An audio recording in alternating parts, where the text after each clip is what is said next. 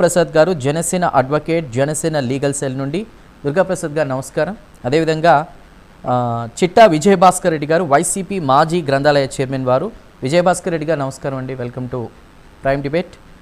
తిరునహరి శేష్ గారు అనలిస్ట్. శేష్ గారు నమస్కారం. కొద్దిసేపట్లో మనకి సిహెచ్ రామ్మోహన్ నాయుడు గారు జాయిన్ అవుతారు, వారు టీడీపీ రాష్ట్ర అధికార ప్రతినిధి. ముందుగా డిఎస్సికి సంబంధించి తిరునహరి శేష్ గారితోనే మాట్లాడే ప్రయత్నం చేస్తా. శేష్ గారు నమస్కారం. నమస్కారం. దగా డిఎస్సి అంటున్నారు, మెగా డిఎస్సిని. ఇందులో స్పోర్ట్స్ కోటాలో అమ్ముకున్నారు అంటూ కూడా ఆరోపణలు వినిపిస్తున్న వేళ పోరుబాటు పట్టింది వైసీపీ. సో ఎవరి హయాంలో ఉద్యోగాలు ఇచ్చారు, ఎవరు యువకులు మోసం చేశారన్న దానికి ఫస్ట్ పాయింట్గా మీరు ఏం చెప్తారు? చంద్ర గారు అందరికీ నమస్కారం. ఆంధ్రప్రదేశ్లో కూటమి ప్రభుత్వం అధికారంలోకి వచ్చిన తర్వాత ఎన్నికల సందర్భంలో కూడా వాళ్ళు ఎన్నికల హామీ ఇచ్చారు, మెగా డిఎస్సిని నిర్వహిస్తాము అనేటటువంటిది. సరే, అధికారంలోకి వచ్చిన తర్వాత అంతకుముందు ఎన్నికలకు ముందు వైసీపీ ప్రభుత్వం 6,000 టీచర్ పోస్టులతో ఇచ్చినటువంటి నోటిఫికేషన్ రద్దు చేసి 16,347 టీచర్ పోస్టుల నియామకాలకు నోటిఫికేషన్ ఇచ్చారు, పరీక్షలు నిర్వహించారు, రిక్రూట్మెంట్ కూడా చేపట్టారు. అయితే ఆ రిక్రూట్మెంట్లో నిబంధనల ఉల్లంఘన జరిగిందని, అదేవిధంగా మెరిట్ లిస్టు మార్చారని, స్పోర్ట్స్ కేటగిరీలో అవకతవకలు జరిగాయనేటటువంటి ఆరోపణలతోటి వైసీపీ విమర్శలు చేస్తుంది. మొట్టమొదట జగన్మోహన్ రెడ్డి దీన్ని బయటపెట్టారు. తర్వాత పార్టీ ఆందోళన కార్యక్రమాలు చేపడుతూ ఇది మెగా డిఎస్సి కాదు, దగా డిఎస్సి అనేటటువంటి ఒక అంశాన్ని తెరపైకి తెస్తుంది. అయితే ఇట్లాంటి అంశాలను మనం రాజకీయ కోణంలో కాకుండా ప్రభుత్వానికి సంబంధించినటువంటి అంశంగా చూడాలి. అప్పుడే మనకి ఒక స్పష్టత వస్తుంది. రాజకీయ విమర్శలు చేసుకుంటే దీనిపైన స్పష్టత రాదు. ఎందుకు నేను అంటున్నానంటే, ఇవాళ ఒక ఆంధ్రప్రదేశ్లోనే కాదు, దేశవ్యాప్తంగా ఇదే సమస్య ఉన్నదండి. ఏంటి సమస్య అంటే, ఈ ఎంట్రన్స్ పరీక్షల పత్రాలు లీక్ అవుతున్నాయి. మొన్ననే చూసాం మనం, నీట్ 23 లక్షల మంది విద్యార్థులు పరీక్ష రాసినటువంటి నీట్ ప్రశ్న పత్రం లీక్ అయింది.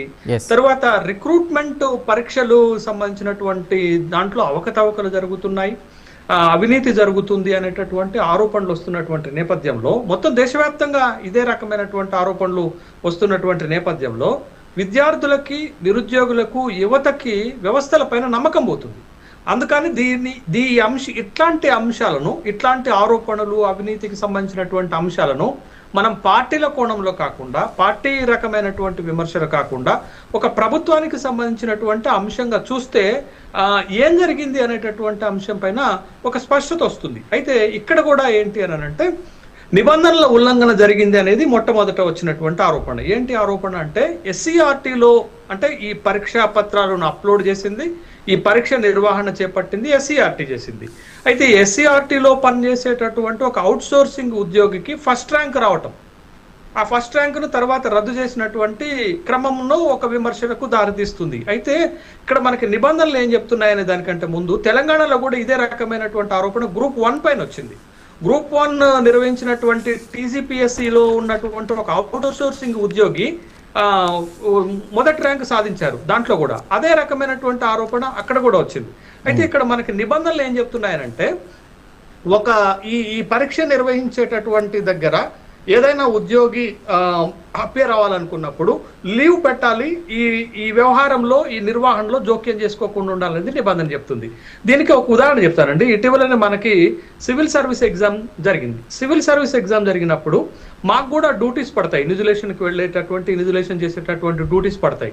ఆ డ్యూటీకి వెళ్లే ముందు మేము ఒక డిక్లరేషన్ మీద సంతకం పెట్టాలి. ఏమని సంతకం పెట్టాలంటే, ఇప్పుడు పరీక్ష రాస్తున్నటువంటి వాళ్ళలో మా ఫ్యామిలీ మెంబర్స్ కానీ, మా రిలేటివ్స్ కానీ లేరు అని ఒక సిగ్నేచర్ చేసి వెళ్లాల్సినటువంటి ఉంటుంది. అది నిబంధన. మరి ఇట్లాంటి నిబంధన ఈ అంశంలో లోపించింది అనేటటువంటి ఒక ఆరోపణ వస్తుంది. రెండోది, మెరిట్ లిస్టు. మీరు ఇటీవల యూపీఎస్సీ ఒక నిర్ణయం తీసుకుందండి. ఆ నిర్ణయం ఏంటి అని అంటే, సహజంగా ప్రిలిమినరీ సెలెక్ట్ అయినటువంటి, ప్రిలిమినరీ పాస్ అయ్యి మెయిన్స్కి సెలెక్ట్ అయినటువంటి వాళ్ళకి మెసేజ్లు పంపుతారు, వాళ్ళ రిజల్ట్ మాత్రమే పెడతారు. కానీ క్వాలిఫై కానటువంటి వాళ్ళ రిజల్ట్స్ పెట్టరు. అంటే దీంట్లో పారదర్శకత లోపిస్తుంది అనేటటువంటి ఒక ఆరోపణలు వచ్చినప్పుడు యూపీఎస్సీ కూడా తన విధానాన్ని మార్చుకొని పారదర్శకంగా అందరికీ ఎన్ని మార్కులు వచ్చినాయో తెలియజెప్పేటటువంటి ఒక విధానాన్ని ఇటీవల కొత్తగా తీసుకొచ్చింది. అయితే ఇక్కడ కూడా ఏంటి అంటే మెరిట్ లిస్ట్ మాత్రమే పెట్టారు, అందరి లిస్టు మార్కులకు సంబంధించినటువంటి లిస్టు పెట్టలేదు, మెరిట్ లిస్టుని తారుమారు చేశారు అనేటటువంటి ఒక ఆరోపణ.